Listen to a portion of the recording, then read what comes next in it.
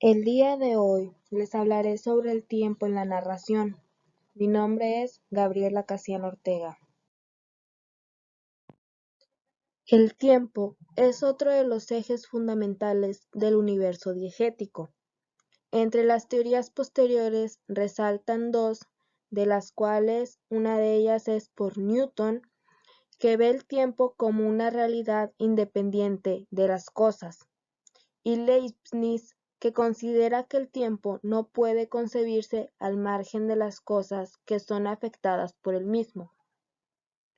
En el terreno del acto narrativo es posible distinguir una doble dimensión del tiempo, su existencia como componente de la historia y su manifestación en el ámbito del discurso. Tiempo de la narración. Entendemos por tiempo de la narración la relación temporal de la narración con la supuesta ocurrencia del evento. Existen diferentes modalidades de la narración según Gennett.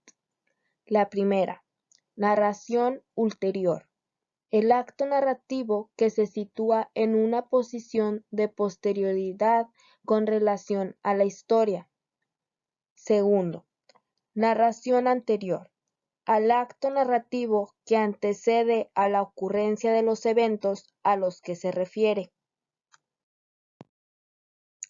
Tercero, narración intercalada, aquel acto narrativo que, sin esperar a la conclusión de la historia, resulta de la fragmentación de la narración en varias etapas interpuestas a lo largo de la historia. Cuarta, narración simultánea.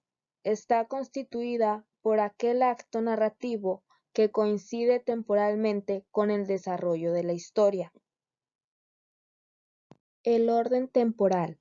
Estudiar el orden temporal de un relato es confrontar el orden de disposición de los eventos o segmentos temporales en el discurso narrativo con el orden de sucesión de estos mismos eventos o segmentos temporales en la historia. Anacronias.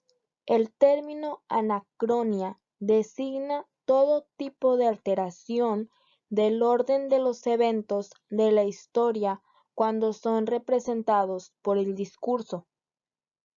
Estamos ante anacronias cuando un acontecimiento que en el desarrollo cronológico de la historia se sitúa al final de la acción es relatado anticipadamente por el narrador, o cuando la comprensión de los hechos del presente de la acción puede requerir recuperar sus antecedentes remotos.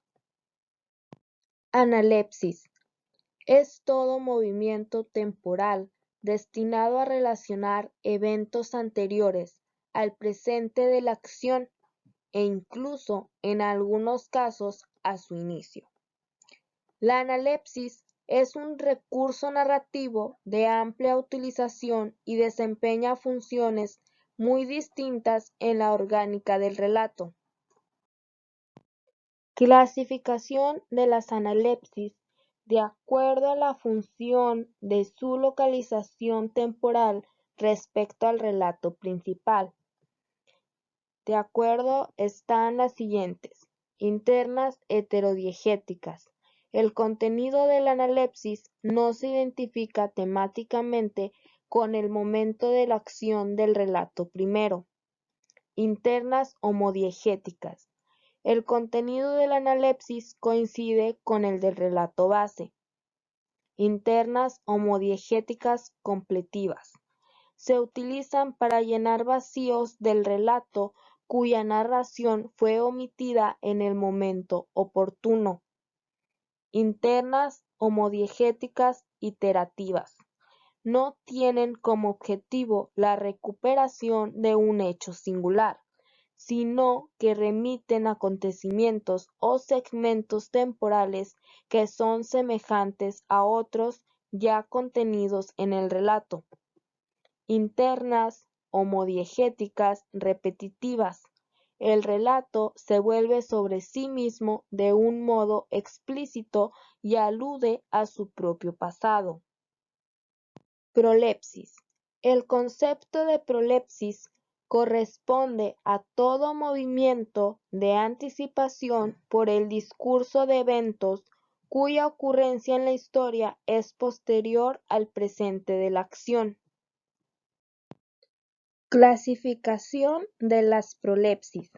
Estas son de acuerdo a los mismos términos que las analepsis. Prolepsis internas heterodiegéticas. El contenido de la prolepsis no se identifica temáticamente con el momento de la acción del relato primero. Prolepsis internas homodiegéticas. El contenido de la prolepsis coincide con el del relato base. Prolepsis internas homodiegéticas completivas.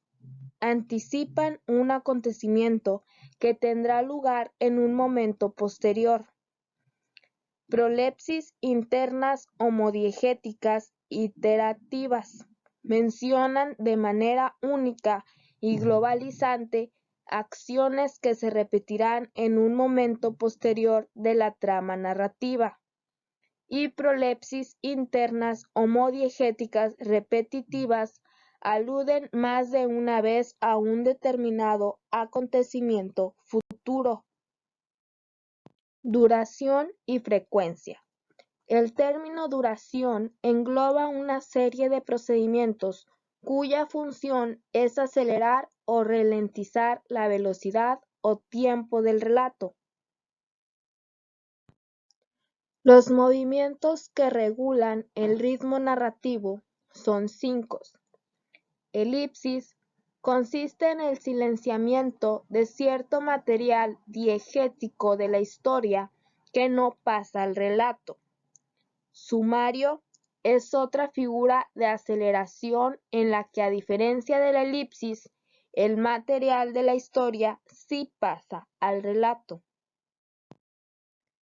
Escena encarna la igualdad o sincronía entre la duración de la historia y el relato.